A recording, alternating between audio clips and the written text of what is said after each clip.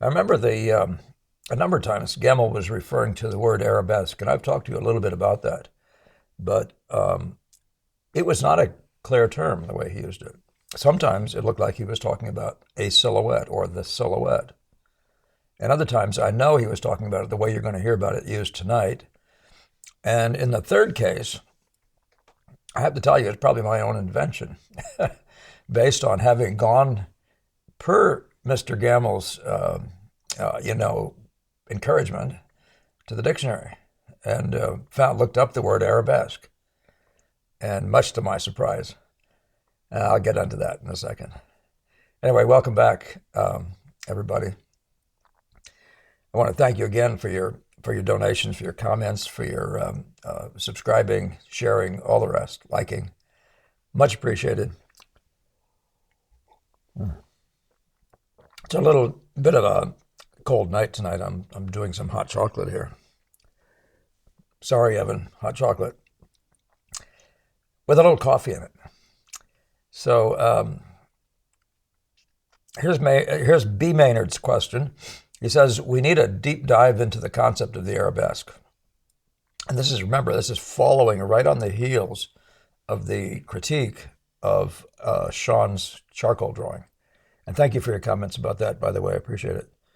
I do hope over time that these, there's sort of a residual effect, sort of a picking up of the underlying mindset in the way I do things. And I'm going to try to bring you more of my own, the close students, guys that are next to me out in my space here.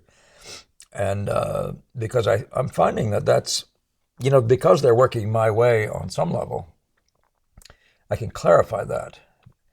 And in the meantime, I do apologize to those of you for whom that was over your head. I recommend you keep on reviewing other places where I've talked about the visual order, for example, and or the starts, and you'll have that'll give you background over time. Oh, I want to say one of you asked, and I apologize for forgetting your name just at this moment, about me getting organized. Having all these, several of you actually now have. And I am trying to figure that out, try to make an index for you to look at these up. But I do want to remind you that these things are all in chronological order, these videos. So at least you have that much going on. The numerical order is chronological. But I will try to create it. I don't even know where to post it, but I will try to create some sort of an index. Several of you have told me. I know. All right, so we need a deep dive into the concept of the arabesque, says Mr. Maynard or Miss Maynard. I've heard the term in reference to Delacroix and Matisse, but not quite in this way. It's super useful, but I guess I've always seen it as part of the gesture, but not conceptualized it in this way. I like that you say you've considered it as part of a gesture, because that is one of the definitions, very, very definitely. But let's just take a quick peek at the definitions, okay? You look it up, and I don't know of any better place to look than the Oxford English Dictionary. That one that has like 16 volumes with every word having so many possible definitions. So here's the word arabesque, and it just means like Arabs, right, or Arab-like. You see I'm not going to do any reading here. I'm going to just take you to the pictures. The mentality of Arabesque is based on this. This is Arab design. That's the design on a temple or a mosque, whatever they call them. And with apologies to you guys, I don't mean to be disrespectful of your world.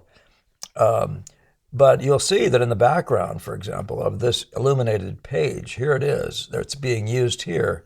So when we use the word in painting, we could very easily mean arabesque. We mean that busyness that sits in the background, and I'll talk about that. One of the definitions in the Oxford English Dictionary refers to the frost, arabesque-like frost across the glass. And then the other definition is actually a pose rather like this in ballet. And, it's a classic pose. It's like a gesture. And every time you see it from this angle. So there's something about which arm is out and all that sort of stuff. Beats me. By the way, don't listen to me. I didn't take classes, and I didn't have a daughter who did. At least that they've told me anything about it. But your point that Matisse does it, well, this is very obvious what Matisse is doing, just like the illuminated page. This is the arabesque. This is that area in the background. That's the way it's used. Well, you could even argue that he does the entire picture, and so does he do it here.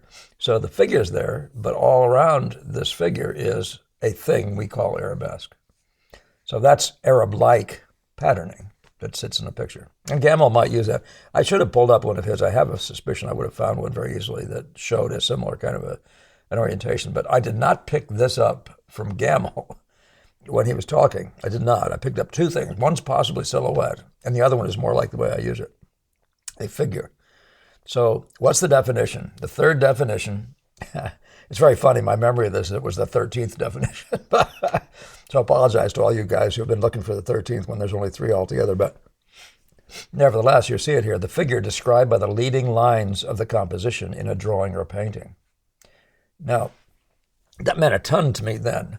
And I'll show you what one possibility of that is, which is much closer to what I'm going to jump you ahead to this spot right here. This is a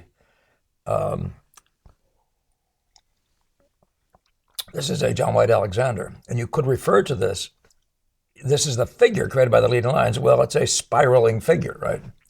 Is that a use of the word arabesque? I don't think it's a flawed one. I don't think it's a bad one. It is a very different one, though, isn't it? It's a figure created by the leading lines of a composition. So it's a spinning thing, right, in that case. And you see the same thing here with Ogden Pleissner, contemporary of Mr. Gamel's, and out of the Art Students League, by the way, that training. But you can see this beautiful sweeping line flying through this picture. So the figure, that's a figure created by the leading lines, right? All the lines taken together are doing this fly out of the picture kind of a thing. They coordinate around that idea. Now, I suggest to you that's the main line of a picture. But if you want to refer to it as an arabesque, the figure created by the leading lines is a very impressive figure, isn't it? And but I want to go back just a second to the other spots. Let me go up to this one. This is where I'm talking about the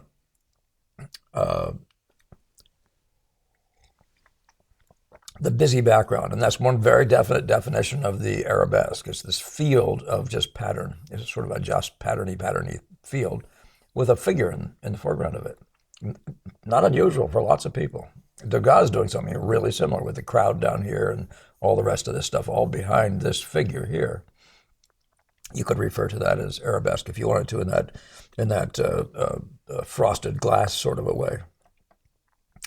And don't believe these guys failed to know these various possibilities, various definitions.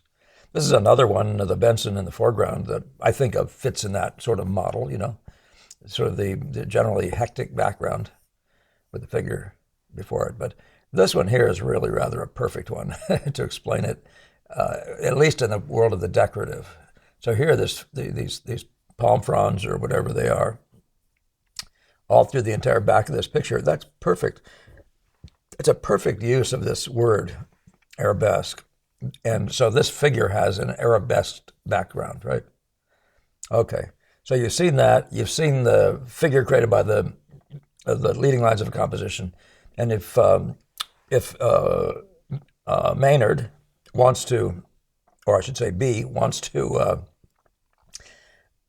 to think of it gesturally like that, that's perfectly fine. I don't use it that way. I don't think of this as the arabesque. I think of this as the main line of the composition, which is a complex thing, this gestural and contains all this movement. But what I want to talk about, though, is way simpler, my use of the word.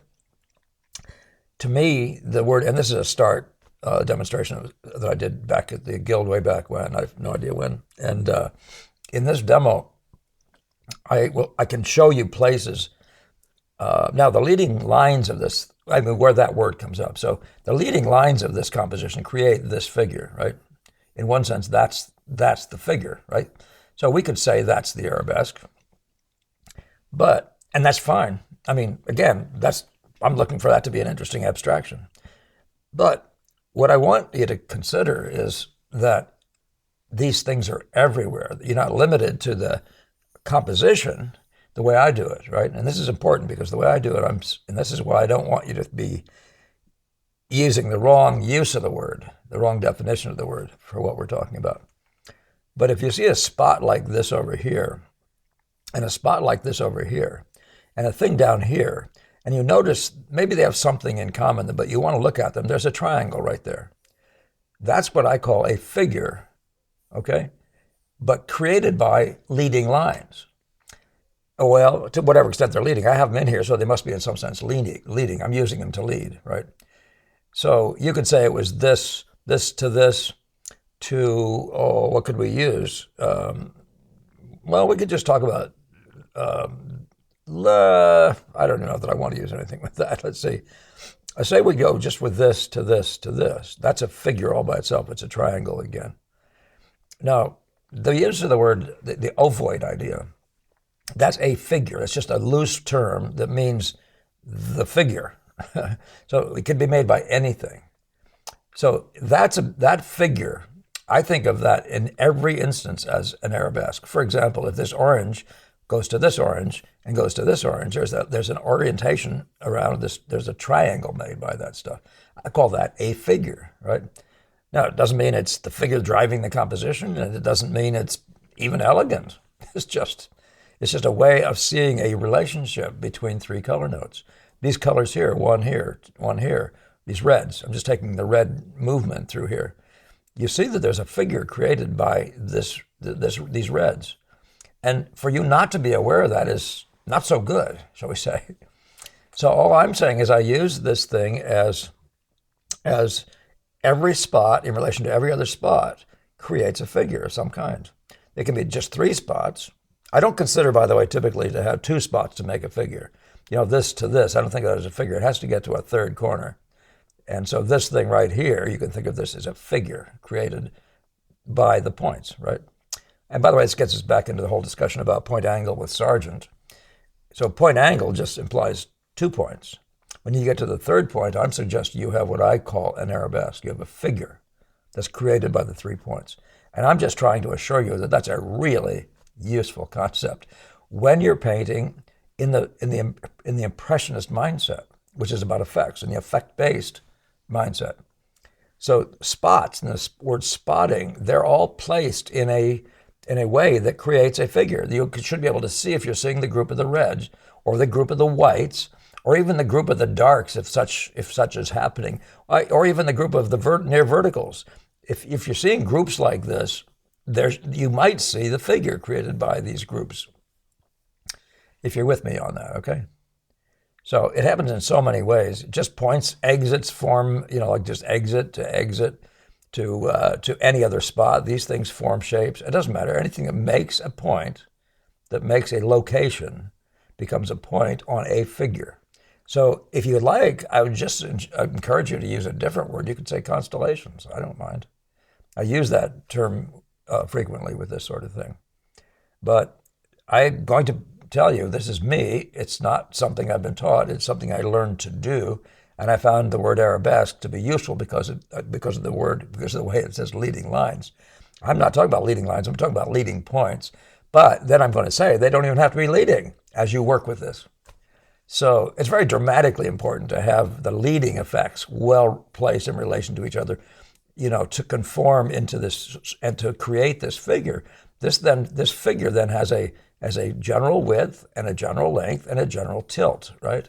That's the ovoid mentality that you can see in the book that I've offered you by what was her name? Amy Moore. Ask me for that if you haven't seen it. There's some good stuff in there. So a figure created by, right? I'm looking at this bar down here and this bar down here and this one down here, and I'm thinking, do I see a figure there?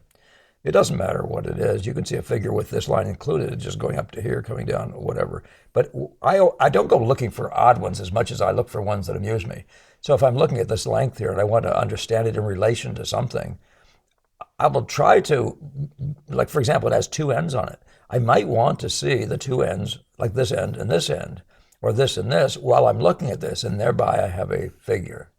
Okay? That's all I use it for. That's how I use it. So even when you're doing color spotting, you can be placing like the reds. You can be just, and I am trying to get you guys to spot colors around without drawing. And that spotting has character, has that kind of character as well. The placement of the colors, whatever color you're putting down, and the guys like it. Say it's darks. Well, there's 3 or 4 darks, and they are organized in a certain way. Even in the blobby phase, you can actually begin to talk about to yourself about the arabesque, the way I'm saying it. Okay. That then has nothing to do with leading lines. It just has to do with points that relate well and can be said or can be seen creating figures. Figures, and you know what figures means? It just means a shape. And I do mean a 2D shape, by the way, just a 2-dimensional pattern. So this isn't a long one. We had a long one last week. I think I'm going to exit this, but I'll take a drift back through and make sure I haven't missed anything. Ogden Pleissner, if you're meeting the leading line of the composition, the leading lines, and the drama they create, that would be one definition of the arabesque. And there it is with Pleissner, John White Alexander. This is the use of the idea of busyness in the background, right? And that's a use of the word arabesque. That's a crude version of it, but so this whole overall busyness, even including this, all of this could be thought of as arabesque or arabesquing. Same here with Degas. And same with Benson. So, and the same with, and by the way, in a much more overt way, he's actually literally creating the same, more or less using the same pattern all over the place, and in a simplistic kind of a way, modern art sort of a mindset, significantly disregarding the way things would likely present, and just doing the idea of a big pattern dominating a picture with a figure in it. By the way, the one on the left here is called Arabesque or La Arabesque. That's probably where that came from for you. So again, having a close look at this, you can see easily the use. Here's a figure, and here's an arabesqued background. This is arabesque. This glass now has an arabesque. The frost has formed an arabesque, and we'd never mean this one here. Although that could be your figure, I don't know. So that's the story. Okay. Get back to me, B Maynard, if you want to talk more about this. The usefulness of it is what I'm discussing. So it really isn't important what words we're using for what I'm trying to get you to start doing. You know, that combination of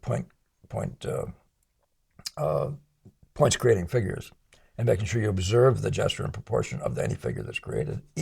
And there, by the way, we're talking about abstractions here. That figure is an abstract figure. It doesn't have to be beautiful, but it will have a length to a width and a tilt, even if it's just 3 points. So, yeah. All right, that's it. Look forward to seeing you all next week. I hope you have a great time. Again, keep those donations, comments, and all the rest coming in. Subscriptions going. Share with your friends. I do appreciate that. And we'll see you next time.